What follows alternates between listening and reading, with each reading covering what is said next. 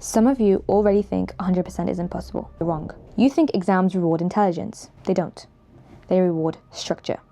Contrary to popular belief, exams are not IQ tests. Exams are pattern recognition games with rules. And if you learn the rules, you can win. I ranked first when I graduated using this exact system. It works across subjects.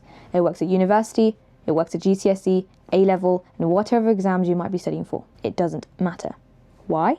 Because every exam is a different version of the same game. Today, I'm breaking down the full framework so you can also graduate ranking first and we can twin. But listen, the biggest mistake people make is starting in the wrong place. And if you start where most people start, it's already over. So do not skip this bit because the first step is what makes the rest of the steps actually work. There are 4 core pillars. 1, post-fail diagnosis, the UKAO framework. 2, the cheat sheet system. 3, Anki and active recall combo. And 4, mark scheme pattern mastery. Miss one and you limit yourself. Stack all 4, you're a dangerous woman. And by the end of this, you'll know exactly which pillar you're missing because most people think that they have a motivation problem and it's not that. It's one missing pillar. Step 1, start with the paper you failed. Everyone says, look at the syllabus. Yes, you need it, but that's not where you start. You start with a test you just failed. You cannot fix what you haven't diagnosed. So you take that paper, in fact, grab it right now and do this alongside this video. Analyze every lost mark. If you do this properly once, you stop repeating the same mistakes forever. If you don't do it,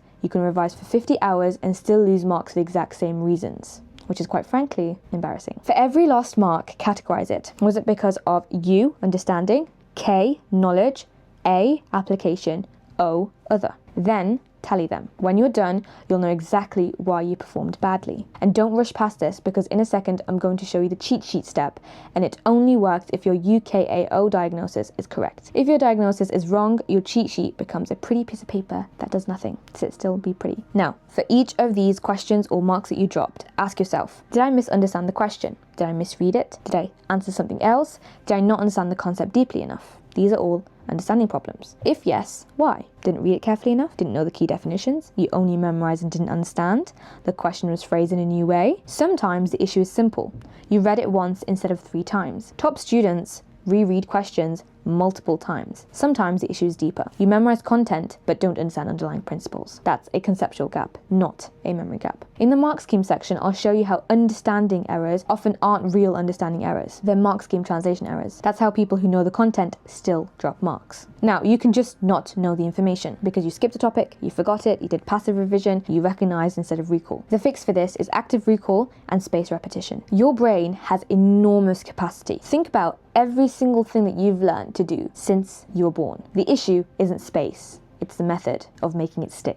Passive rereading is a waste of time. And this matters because in step 3, I'll show you the laziest high reward way to use Anki, the way most students don't use it. And it's the difference between I revised this and I can produce it easy as pie, even under pressure. Now, if the problem is application and you knew the content, you understood the question, but you'd never seen it in that context, listen closely for the fix. Exams combine topics deliberately. They test depth. To fix this problem, you need more varied exam questions, cross-topic problem solving, and pattern recognition training. Application improves through exposure to all of this. And here's a trap. People try to fix application by doing the same questions that you already know how to do. That doesn't work. In a minute, I'll give you the exact practice loop that forces application gains fast. If you want more exam breakdowns like this, hit subscribe now, not because I've just got to plug myself, but because the next videos build on this exact system and you'll want them when revision season hits. The final category is other. This is where high achievers lose grades. Common examples are silly arithmetic mistakes, writing lambda instead of gamma, missing units, not finishing the question, poor articulation, or timing issues. The difference between a top grade and one below? Often just small errors. And the fix for this is scan your work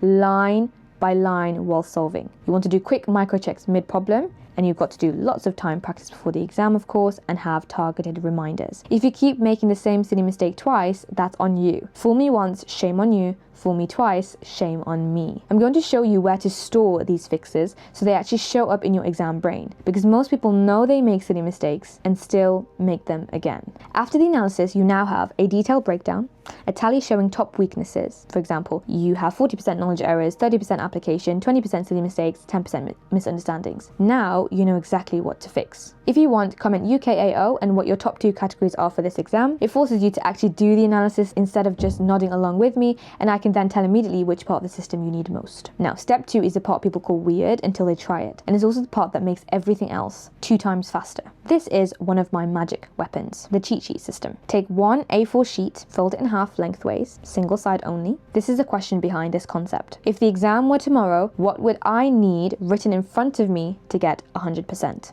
That stuff goes on the sheet. And don't skip this because it solves 2 problems at once. It fixes content gaps and it fixes other mistakes like silly slips and confusion patterns from the little reminders. Rules for the cheat sheets. Only write what you don't fully know. No basics that you can already recall. You want to organize by mini subheadings. You want to make it compact but readable and include key concepts, theories, small details, personal mistake reminders, and edge case facts. For example, if you keep mixing symbols, write, it's lambda, not gamma, you silly potato.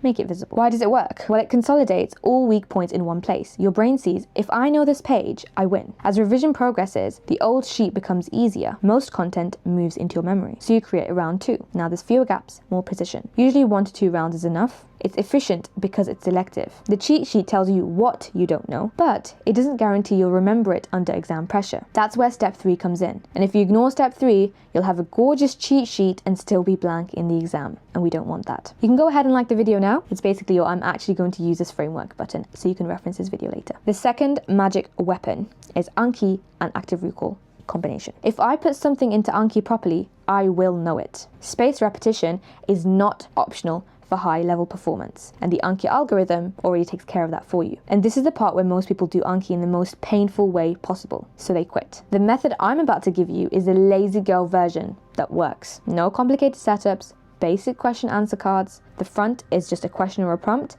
and the back is a screenshot from my lecture slides or notes. Yes, I literally screenshot. It's lazy, but effective. This works for university, GCSE, any structured curriculum that you have access to notes and slides for. Now, just making these Anki flashcards is not enough. You need to lock in with your review game. Use blurting. For every question card, try to recall answer fully, no hints. Speak it, or if it's a long answer and requires specific notations or details, write it out. Then check the back of the card and compare it to your answer. If your answer is incomplete, review, rate honestly, because the algorithm will ask you, was it easy, medium, or hard? And then let the algorithm resurface it and take care of it. Over time, you're going to find that the first pass was rough, the second pass gets clearer, and the third pass becomes automatic. It's already in your head. You want automatic. Like the quadratic formula. We must have learnt it when we were 13, 14 years old. But even years later, I can still remember it clearly. That's spaced repetition at work. But here's the thing. Even if you know the content perfectly, you can still lose marks. Because exams don't award marks for knowing. They award marks for specific outputs. Which means step 4 is what turns knowledge into full marks. If you're still watching, you're already ahead of most people. Subscribe, because step 4 is a thing schools almost never teach, and it's the reason why even smart students get weirdly average grades. Step 4 is mark scheme pattern mastery. This is where most students fail. You don't just practice questions, you dissect mark schemes, like Sherlock Holmes would. Your case is, how do I extract every possible mark? The sad reality is exams reward specific answers. If a question says solve by elimination and you use substitution, but your answer is correct and your method is correct, you won't get marks. That's how exams work. In many cases, they don't even tell you the structure that they want you to answer with. You must learn it from mark scheme patterns. Here's what you're going to do. Do your practice question. Compare to the full mark model answer. Highlight the missing phrases, rewrite the missing sections, and obviously keep this paper. Do so for every question that you got wrong, and then convert the recurring mark scheme language into Anki for memorization. You will notice many questions have the same phrasing, same logical steps, same structure, and same traps. It's not infinite possibilities. It's a limited pattern set. Master the patterns, you control the exams. That is how an average student beats the genius, because the genius knows the subject, but you know the scoring system. If you've diagnosed properly, fixed weak categories, built cheat sheets, used Anki properly, mastered the mark schemes and practice timed, the exam day is calm. No panic, no surprises, just locked in execution. When people ask how it went, you shrug and say, it was fine. Then results come out and you've got the highest score. You do not need to be exceptional. You need diagnosis, precision, pattern recognition, and active recall plus strategic practice. Stack these properly and 100% becomes realistic. Maybe you land 97%, maybe 98%, that's still elite. Apply it for your next exam. And when it works, come back to the comments and let us know that it worked, so other students stop believing that 100% is reserved for geniuses. It isn't. It's reserved for people who understand the game. And before you go, I've put a couple of videos on the screen that I've curated just for you. If you watch this one, you'll definitely want to see those. Go on.